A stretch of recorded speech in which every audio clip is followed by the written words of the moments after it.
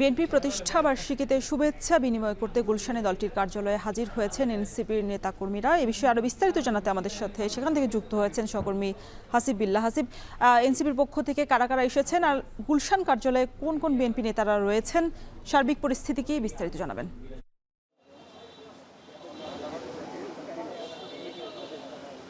দর্শন, বিএনপির প্রতিষ্ঠা বার্ষিকী উপলক্ষে আজ এই সন্ধ্যা 7:30টার দিকে এনসিপির 5 জন নেতা এই গুলশান পার্টি অফিসে প্রবেশ করেছেন। সেখানে আছেন এনসিপির উত্তরাঞ্চলের মুখ্য সংগঠক সার্জিস আলম, আছেন এনসিপির সিনিয়র যুগ্ম আহ্বায়ক আরিফুল ইসলাম আদিব, আছেন সামান্তা শারমিন এবং এনসিপির আরও 2 জন কেন্দ্রীয় নেতা। এই 5 জন সদস্য প্রবেশ করেছেন এবং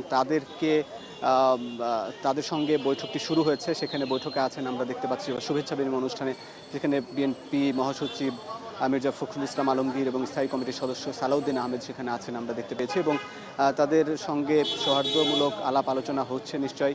আজকে প্রতিষ্ঠাবার্ষিকী, সেই 1978 সালের 1 সেপ্টেম্বর যে বিএনপির প্রতিষ্ঠাবার্ষিকী প্রতিষ্ঠা হয়েছে, এরপর থেকে নানা সংগ্রাম চড়ায় উত্তরায়ের যেমন বিএনপির ইতিহাস রয়েছে, তেমনি এনসিপি যে নতুন ছাত্র সংগঠন, এই গণ অভ্যুত্থানের পরে যে ছাত্র সংগঠনটি গড়ে উঠেছে, সেই নেতারা এই বিএনপির সঙ্গে যে আন্দোলন সংগ্রামে একসঙ্গে কাজ করেছে এবং গণ অভ্যুত্থান ঘটিয়েছে। এই যে 1 বছর হয়ে গেছে গণ অভ্যুত্থানের, এবং তারপরে এই বিএনপির সঙ্গে এই বৈঠকটি নিশ্চয় একটি রাজনীতি সৌহার্দ্যপূর্ণ একটি বার্তা। কারণ এনসিপি চায় গণপরিষদ নির্বাচন জুলাই সনদ বাস্তবায়নের জন্য, এবং একই সঙ্গে বিএনপি চায় সংসদ নির্বাচন। ঠিক একই সঙ্গে এই যে রাজনৈতিক দলগুলোর মধ্যে যে বিপরীতমুখী অবস্থান, এছাড়া এই নির্বাচন বা বর্তমান সময়ে যে অস্থিরতা চলছে, এর মধ্যে এই যে এনসিপির সঙ্গে বিএনপি নেতাদের যে বৈঠক, এটি নিশ্চয়ই রাজনীতির জন্য সুবাতাস বইবে আমরা আশা করছি। এবং বৈঠকটি শেষ হলে তারা ব্রিফ করবেন, তারপর আমরা বিস্তারিত জানতে পারবো। রওশন, এই ছিল গুলশান পার্টি অফিস থেকে সবশেষ খবর।